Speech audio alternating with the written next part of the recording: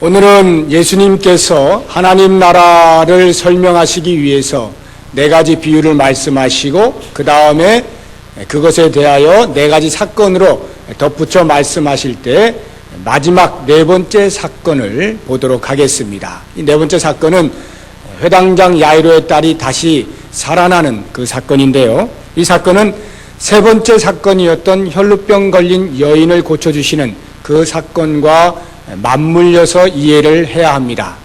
실제로 구절도 보면 25절부터 혈루병 걸린 여인의 사건이 나오고 35절부터 야이로의 사건이 나오지만 실제로 21절부터 보시면 야이로의 사건이 먼저 4절을 설명을 하고 있는 것을 볼 수가 있습니다. 그러니까 혈루병 걸린 여인의 사건이 야이로의 사건이 진행되는 그 가운데에 끼어들었다라고 하는 것을 알 수가 있습니다.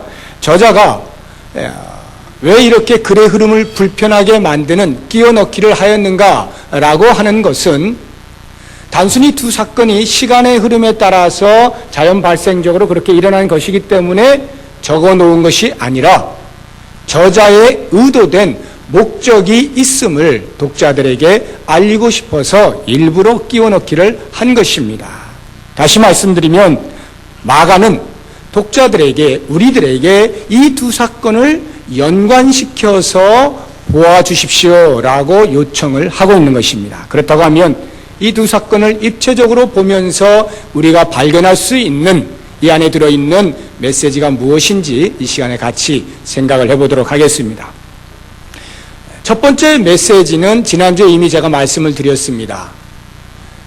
두 사람을 비교해 놓음으로써 복음 앞에는 어떠한 차별도 없다라고 하는 것을 말씀한 것입니다. 당시 회당장이라고 하는 직책과 이 혈루병 걸린 여인의 사회적 신분과는 엄청난 차이가 있음을 알아야 합니다. 우리가 회당장은 좀 익숙지 않은 단어이기 때문에 설명이 필요한데 회당이 무엇인지를 먼저 아실 필요가 있습니다. 이 회당이라고 하는 것은요, 오늘날로 하면 뭐 교회당 이렇게 이해를 하시면 되겠는데 좀 더 구체적으로 말씀을 드린다면 성전이 있었을 때에도 이 회당이 존재하긴 하였지만 좀 미미했어요. 그런데 이것이 이제 느부갓네살 왕에 의해서 바벨론 나라에 이제 포로로 잡혀가지 않습니까? 다 멸망을 당하고 그러면서 솔로몬 성전이 다 회파를 당합니다. 이 유대 민족들이 바벨론으로 포로로 잡혀가게 되니까 자기들의 신앙의 정체성을 세울 수가 없게 된 거예요. 그래서 생각하다 못해서 회당이라고 하는 것을 지어서 그 안에 유대인들을 계속 모이게 함으로써 신앙의 정통성을 유지해 나갔던 것입니다. 이렇게 시작된 회당 제도가 이제 기환을 해서도 계속해서 회당 제도로 가게 되면서 유대인들이 일정 숫자 이상만 모이면 회당을 하나씩 짓는 것입니다. 여기도 짓고 저기도 짓고 이렇게 지어나가면서 회당을 중심으로 공동체 생활을 한 것이에요. 그렇게 신약의 시대까지 계속 흘러와서 예수님이 사역하시던 이 당시에도 회당이 여전히 있었던 것입니다. 그래서 이 회당은 처음과 달리 단순히 종교적인 기능을 하는 것으로서만 존재하는 것이 아니라 이 당시에는 이미 사회적인 기능까지도 함께 감당했던 것을 알 수가 있습니다. 무슨 말인가 하면 예배를 드린다든가 제사를 드린다든가 아니면 율법 교육을 시킨다든가 하는 것뿐만이 아니라 일반적인 소송 문제, 재판을 하는 것도 이 회당에서 감당을 했던 것입니다. 이렇게 종교적으로 사회적으로 유대인들의 한복판에 있었던 것이 바로 이 회당입니다. 그러다 보니까 이 회당을 관리하기 위하여 관리자가 필요했는데 당시 문헌을 보면 한 회당에 약 10명의 관리자가 있었어요. 그리고 그 10명 가운데에서 이제 조그만 데는 뭐 한 명의 회당장이고 큰 곳에는 약 3명의 회당장까지 두어서 책임을 맡게 했던 것입니다. 이 회당장들의 책임은 그 공중의 예배를 주관하고 성경 낭독자를 선정한다든지 예배의 모든 질서들을 유지하는 데에 기능을 감당을 했습니다.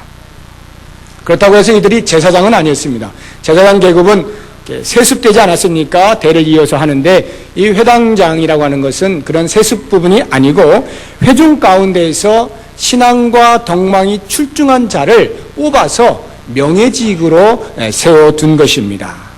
자, 그렇다고 볼 때 이 본문에 나오는 야이로는 그 회당장들 가운데 한 사람인 회당장이니까 그 당시의 입장에서 볼 때 명예와 존경을 한 몸에 받고 있는 유력 인사였던 것을 알 수가 있는 것입니다. 이에 반하여서 등장하고 있는 혈루병 걸린 여인은 일단 여자라고 하는 것 자체가 그 당시의 사회적 신분의 가장 밑바닥에 있는 신분이었거니와 뿐만 아니라 질병을 가지고 있는데 그 질병이 하나님의 저주를 받은 부정한 자로 취급을 받는 특별한 병, 유출병이었던 것입니다. 그래서 여자의 신분에다가 하나님의 저주를 받은 부정한 자라고 하는 것으로 볼 때에 회당장과 이 여인과의 신분의 차이는 극과 극을 이루고 있는 것입니다. 마가가 이처럼 사회적 신분에 있어서 극단적인 차이를 보이고 있는 이 두 사람들을 등장시키고 있는 것은 바로 이와 같은 인간의 상식선에서는 엄청난 차이가 있는 것이라 할지라도 예수 그리스도를 믿는 믿음 앞에서는 복음은 전혀 차별이 없다라고 하는 것을 말씀하고 있는 것입니다. 만약에 차별이 있다라고 한다면 그것은 하나님 편에서 제시하신 차별이 있을 수 있습니다. 예수 그리스도를 구주로 믿는 그 믿음에 따른 차별이 있다는 것이죠. 그러나 그 믿음조차도 하나님께서 제시하시고 마련해 놓으신 방편인데 그 믿음의 유무에 따라서 차별이 있다면 있을 수가 있는 것입니다. 그렇다고 하면 이제 이 두 사건을 우리가 함께 입체적으로 보면서 발견할 수 있는 또 다른 메시지는, 자, 그렇다면 그 믿음이라고 하는 것, 그것이 과연 무엇이냐라고 하는 것입니다. 오늘 제가 여러분들에게 말씀드리고자 하는 중점적인 부분이 바로 이 부분입니다. 우리가 신앙생활을 하면서도 때때로 믿음을 오해할 수가 있습니다. 그래서 그러한 오해가 있는지 없는지 내 자신의 믿음을 점검하기 위해서 오늘 등장하고 있는 여러 인물들을 살펴봄으로써 한번 점검을 해보도록 하겠습니다. 먼저 회당장 야이로를 한번 보겠습니다. 그의 믿음이 어떠했는가라고 하는 것을 보기 위해서 21절 이하에 나오고 있는 그 사건을 우리가 다시 한번 살필 필요가 있는데, 야이로가 예수님 앞에 발 앞에 엎드리지 않습니까? 그리고 간절히 빕니다. 제발 내 딸을 좀 살려주세요. 이렇게 빌어서 겨우겨우 허락을 얻어서 이렇게 모시고 가는 것입니다. 자, 이것이 그렇게 쉬운 간단한 이야기가 아닙니다. 왜냐하면 이미 앞에서 말씀드린 대로 회당장 야이로는 그 당시 사회적으로 저명한 인사였습니다. 그런데 그에 비하여 예수님은 이제 갓 30 초반의 애띤 청년입니다. 그리고 출신 성분도 목수의 아들에 불과합니다. 뿐만 아니라 유대인의 신앙의 눈으로 보았을 때 이 예수의 등장은 갑작스럽게 출현하여서 뭐 이상한 말들을 하는 그들의 눈에는 어쩌면 이단아로 보일 수도 있는 그러한 사람이었던 것입니다. 그 사람에게 가서 발 앞에 엎드렸다라고 하는 것은 그만큼 야이로가 자기의 딸을 살리고자 하는 강력한 의지가 있었음을 보여주는 것이기도 하지만 반면에 예수 그리스도에 대한 믿음이 있었다라고 하는 것을 우리에게 말해주는 것입니다. 그런데 불행한 것은 이와 같은 믿음을 가지고 있었음에도 불구하고 35절에 보니까 절망적인 순간을 맞이하게 됩니다. 아직 말씀하실 때에 회당장의 집에서 사람들이 와서 가로되 당신의 딸이 죽었나이다. 회당장은 예수님과 함께 집으로 서둘러서 막 가고 있었던 거예요. 그런데 그 가는 길에 자기의 딸이, 그렇게도 살리고 싶었던 그 딸이 죽었다라고 하는 통보를 받게 된 것입니다. 이 상황에서 회당장의 마음이 어떠했을 것임을 우리는 어렵지 않게 짐작할 수가 있습니다. 그 어린 딸, 12살밖에 안 된 어린 딸이 죽었다라고 하는 것에 대한 슬픔도 말할 수 없이 컸겠거니와 거기에 더하여 분노가 치밀어 오르는 그러한 복합된 고통을 느끼고 있었을 것입니다.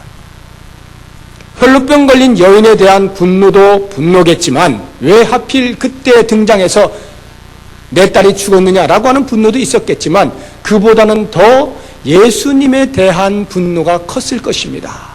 왜냐하면 이 혈루병 걸린 여인은 그래도 자기도 살겠다고 예수님의 옷자라도 만지기 위하여 이렇게 등장한 것이지만, 그렇게 해서 일이 끝나면 되는데 예수님께서 가시던 길을 계속 총총걸음으로 가셨으면 딸이 죽지 않았을지도 모르는데, 그만 거기에서 그 혈루병 걸린 여인을 찾아 두리번거리고 그 여인을 앞에 세우고 이야기하고 이렇게 시간을 지체했다는 것이죠. 그 지체한 것으로 인한 결과로서 딸이 죽을 수밖에 없었다라고 생각이 드니까 이 회당장의 마음에는 예수께 대한 극렬한 분노가 있었을 것이란 말입니다. 이와 같은 것들이 다 복합적으로 이 야이로에게 고통으로 다가온 것이죠. 결국 종의 전가를 받게 되면서 모든 것이 끝났다라고 하는 상황 종료에 대한 허탈감과 상실감으로 그의 마음은 가득했을 것임이 틀림이 없는 것입니다. 더불어서 예수님께 대한 그의 믿음도 더 이상 필요가 없게 된 것입니다. 자, 이제는 그 딸의 죽음을 통보한 종들의 믿음을 한번 생각을 해보시죠.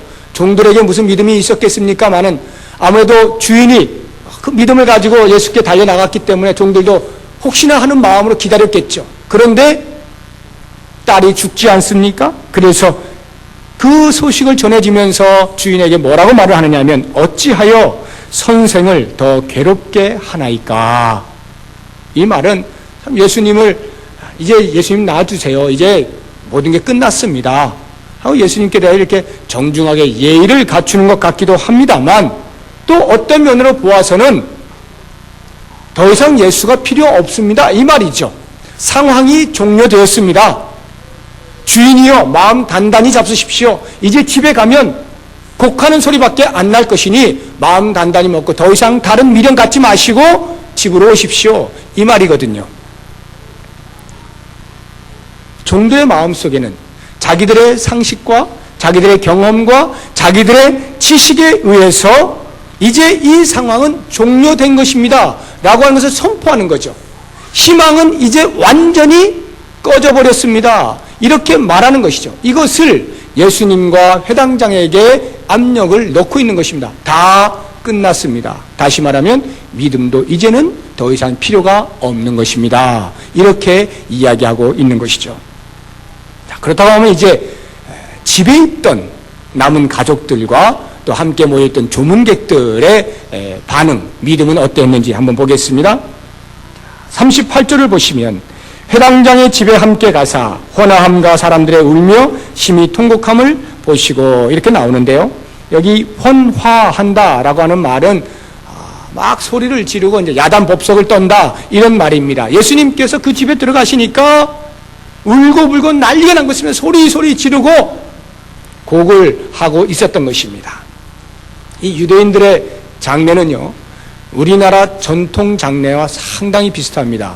여러분 다 경험하셨겠지만 우리나라 전통 장례는 기본적으로 이렇게 그 상주들이 울게 돼 있잖아요.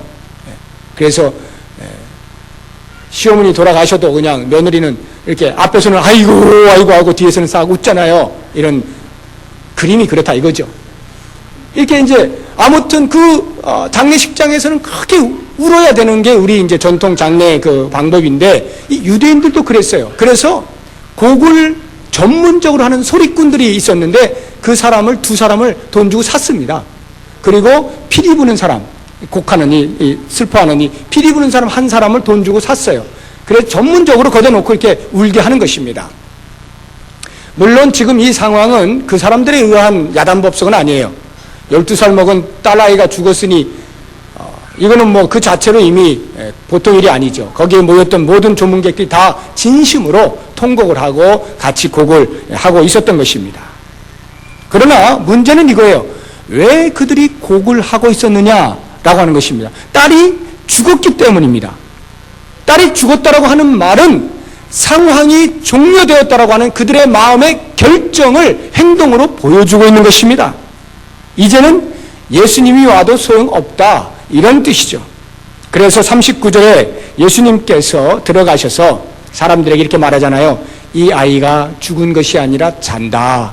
이렇게 말씀하시니까 40절에 뭐라고 표현해요? 저희가 그 소리 듣고 비웃더라. 이렇게 나옵니다. 비웃더라. 그들의 믿음은 이러한 상황에서 비웃을 수밖에 없는 그 정도의 믿음이었던 것입니다. 자, 여러분, 이제 종합해서 보십시오.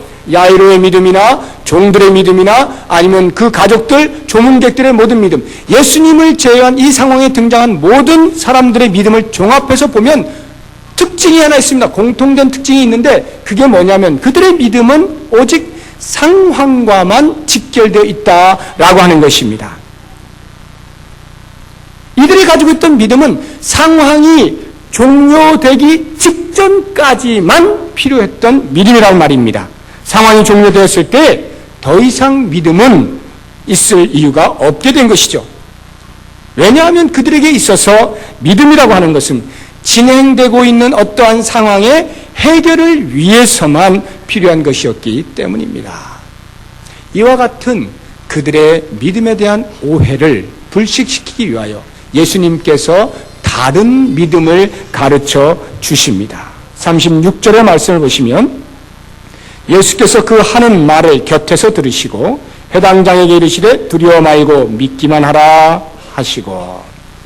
자, 이미 사람들은 상황이 종료됨과 동시에 믿음도 끝난 것입니다. 믿음도 더 이상 필요 없습니다. 라고 선언을 하고 있습니다. 그런데 그런 사람들에게 예수님께서는 아니다라는 것입니다. 너희의 믿음이 아닌 내가 가르쳐주는 새로운 믿음이 있으니 잘 들어라. 두려워 말고 믿기만 하라. 새로운 믿음이 있음을 강조하고 있는 것입니다. 예수님께서는 이 믿음을 가르치시기 위해서 일부러 회당장의 딸이 죽기까지 기다리셨던 거예요. 혈루병 걸린 여인과의 기나긴 대화는 바로 이때를 위함이었던 것입니다. 자, 그런데 이제 이 믿음, 새로운 믿음, 두려워 말고 믿기만 하라라고 하는 이 새로운 믿음을 가르치시기 위하여 그 전에 하신 행동이 있습니다. 그게 뭐냐면 그 하는 말을 곁에서 들으시고 이렇게 나오죠. 그 하는 말이란 종들의 말이에요. 왜 선생을 더 괴롭게 하십니까? 이렇게 다 끝났습니다 라고 말을 하고 있는 그 말을 곁에서 들으시고 두려워하지 말고 믿기만 하라 말씀하셨다는 거죠. 이 한글 성경에서는 이제 곁에서 들으시고 이렇게 표현을 해놓았는데 실제로 이제 그 원어를 보면 그런 뜻이 있어요. 곁에서 들으시고 파라클레오에서 곁에서 들으시고 이런 뜻이 있는데 이렇게 해석을 해서는 예수님께서 가르치시고자 하는 믿음이 어떠한 믿음인지를 생생하게 드러내 주질 못합니다. 이제 이 원어 속에 또 다른 의미들이 있는데 어떤 의미가 있느냐면 들은 채도 안 하시고 이런 뜻이 있어요. overhearing, 들은 채도 안 하시고 그냥 흘려 넘기시고 이런 말입니다. 그리고 또 다른 것은 무시하시고 ignoring 했다. ignore 했다. 무시해버렸다라고 하는 것인데요.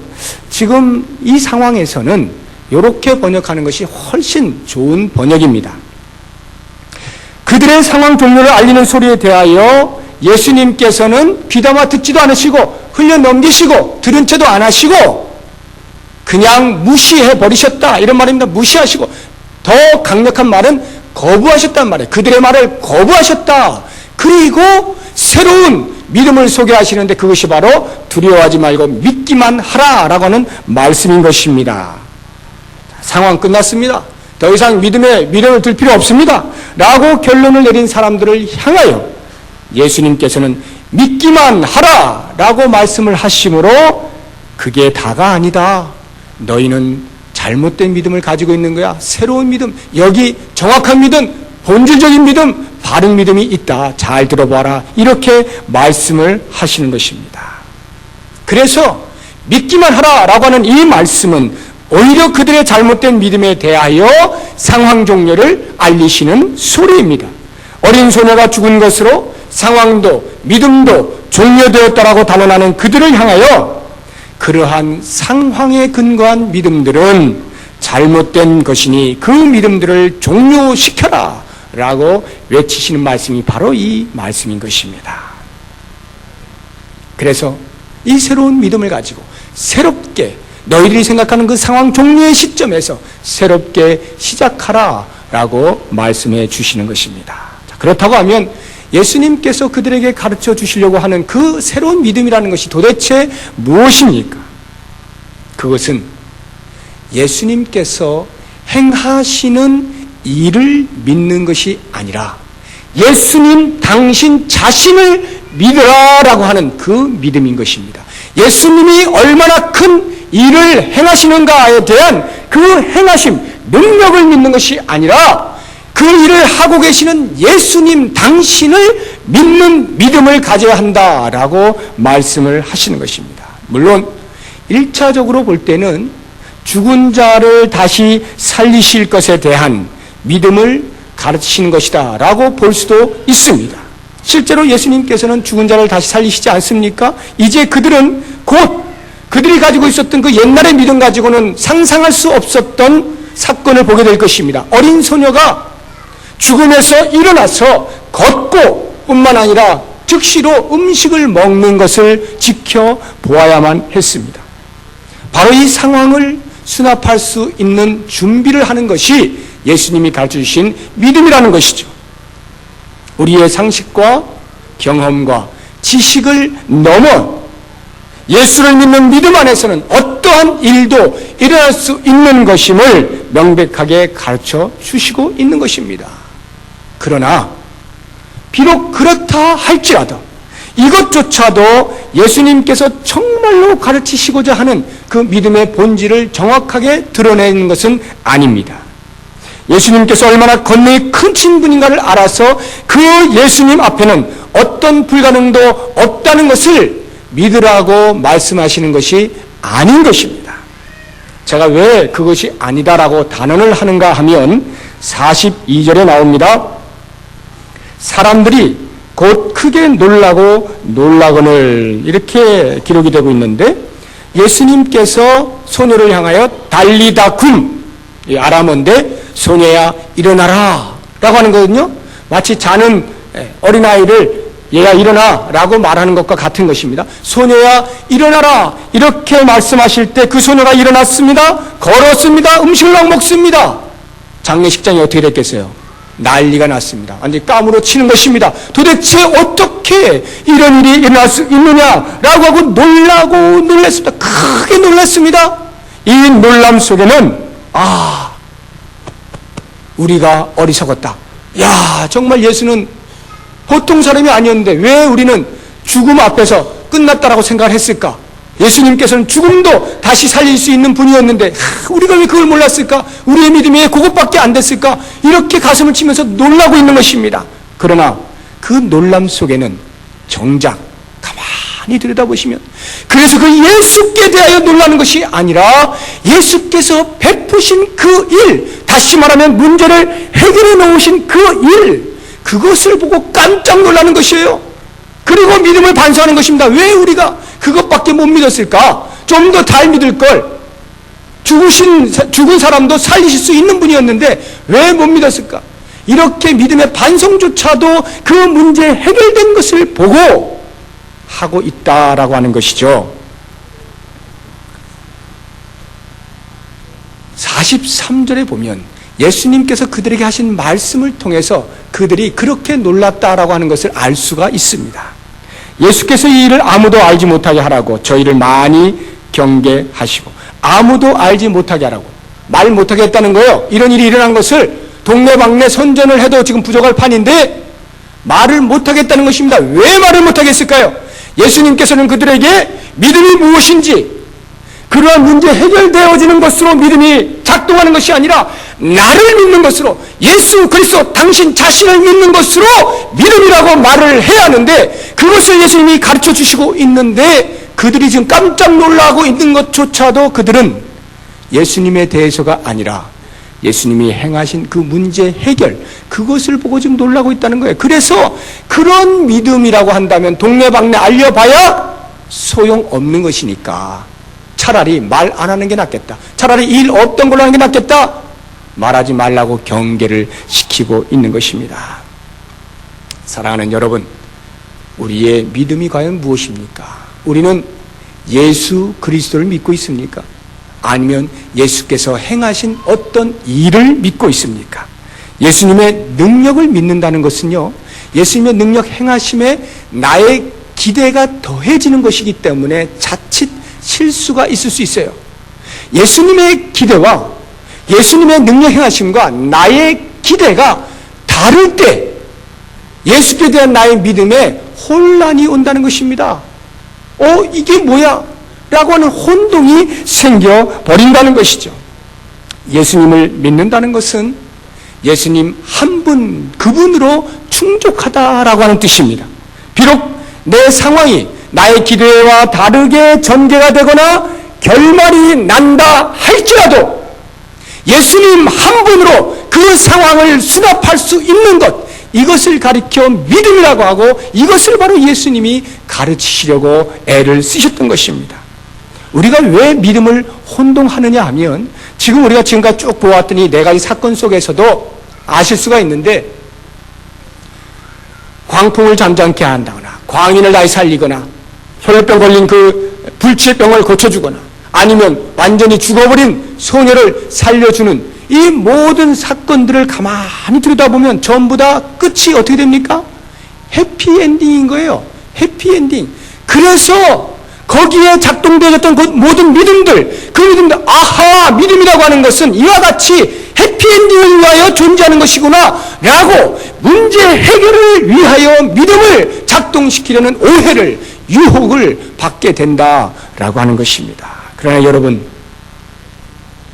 왜 제가 이 네 사건을 계속 하나하나를 정확하게 계속 말씀을 드리느냐 하면 이 네 사건 모두는 다 하나님 나라가 이 땅에 임했다, 예수 그리스도가 오심으로 하나님 나라가 임했다, 하나님의 통치가 임했다라고 하는 것을 알리기 위한 역할을 하고 있는 것입니다. 이 땅에서 믿음만 동원되면 무엇이든 언제든 해피엔딩으로 끝난다라고 하는 것을 알리기 위하여 이 사건들이 기록되고 있는 것이 아니란 말입니다.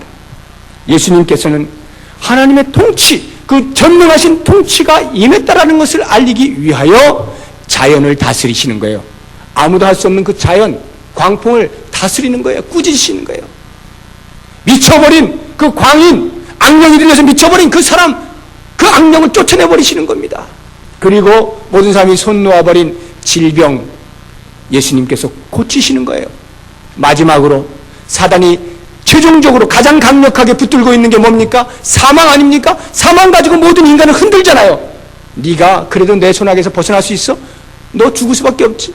그 흔들고 있는 사망을 예수님께 다시 살려주신 것을 통하여서 하나님의 통치가 임했다라고 하는 것을 보이시기 위하여 이 사건들이 지금 기록이 되고 있다라고 하는 것입니다. 그래서 믿음으로 수납된 영원한 하나님 나라는 바로 이와 같이 하나님의 통치 아래 있는 곳이다라고 하는 것을 우리들에게 미리 맛보라고, 미리 경험하라고 이 사건들을 보여주시고 계시는 것이고, 오직 예수 그리스도를 믿음으로만 들어가는 그 하나님 나라에서는 하나님의 통치를 받으며 살 아름다운 그 삶, 그것에 대한 상징으로 이 사건들을 기록하고 있는 것입니다. 만약 우리가 오해하고 있는 것처럼 믿음으로 항상 해피엔딩을 이끌어낼 수 있는 것이라고 가정한다면 예수님께서는 절대 결코 십자가에서 돌아가시지 않았을 것입니다. 왜냐하면 그 십자가의 사건은 곧 상황 종료를 알리는 사건이었기 때문입니다. 이 땅에서는요, 십자가가 끝인 거예요. 부활이 아닙니다. 부활은요, 저 땅에서, 저 세상에서, 하나님 나라에서 누리는 것입니다. 예수님께서 제자들을 가르치시기 위해서 약 40일 동안 부활의 몸으로 이 땅에 머무시긴 하셨지만 그것은 일시적이었어요. 곧 승천하시지 않습니까?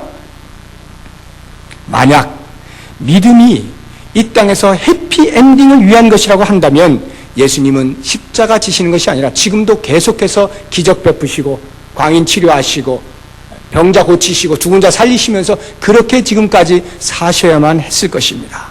그러나 만약 예수님이 그러하셨다면, 십자가를 지지 아니하셨다면 결코 부활을 맛보지 못하셨을 것입니다. 부활을 경험하지 못하셨다면 영생도 없는 거예요. 영생이 없으면 우리는 이미 죽은 자들입니다. 아무 쓸모 없는 것입니다. 사랑하는 여러분, 우리는 이 땅을 살면서 크고 작은 여러 가지의 상황 종료적인 순간들을 경험하며 살 수밖에 없습니다. 그러나 그때마다 시선을 예수 그리스도께 고정하시기 바랍니다. 상황에 고정시키지 마시고 문제 해결될 것을 위하여서만 고정시키지 마시고 오히려 예수 그리스도 그분께 딱 고정을 시켜보시기 바랍니다. 그리스도를 믿는 믿음은 그러한 상황을 상황 종료로 하지 않고 새로운 시작이라고 말합니다. 비록 죽음이 나에게 닥쳐온다 할지라도 그것이 상황 종료가 아니라 영원한 하나님 나라를 들어가는 새로운 시작이라는 말입니다. 진정으로 이 땅에서 믿음으로 승리하며 정복하며 사시길 원하십니까? 그렇다고 한다면 예수 그리스도 그분께 고정하십시오. 예수 그리스도를 믿으십시오. 그분만을 믿으십시오. 그 믿음이 이 땅을 다스리고 이 땅을 정복하고 이 땅에서 승리할 수 있는 비결입니다. 이 믿음에는 결코 상황 종료가 없다는 말이에요. 인간이 외치는 그 어떠한 어둠의 소리도 어떠한 절망의 소리도 어떠한 죽음의 소리도 이 믿음을 이기지는 못하는 것입니다. 왜냐하면 이 믿음은 영생을 소유한 자의 믿음이기 때문에 그런 것입니다. 이제 마지막으로 저는 바로 이 믿음에 근거하여서 고린도 교회를 향해서 외쳤던 사도 바울의 웅장한 신앙 고백을 여러분들께 소개하고자 합니다. 이 말씀을 들으시면서 여러분의 마음 가운데에도 나도 사도 바울과 같이 이와 같은 놀라운 신앙의 고백을 하리라 다짐하시고 그리스도를 믿는 믿음 하나로 이 땅을 다스리고 정복하신 은혜가 있기를 바랍니다. 고린도전서 15장 55절 이하의 말씀을 제가 읽어드리겠습니다. 사망아 너의 이기는 것이 어디 있느냐? 사망아 너의 쏘는 것이 어디 있느냐?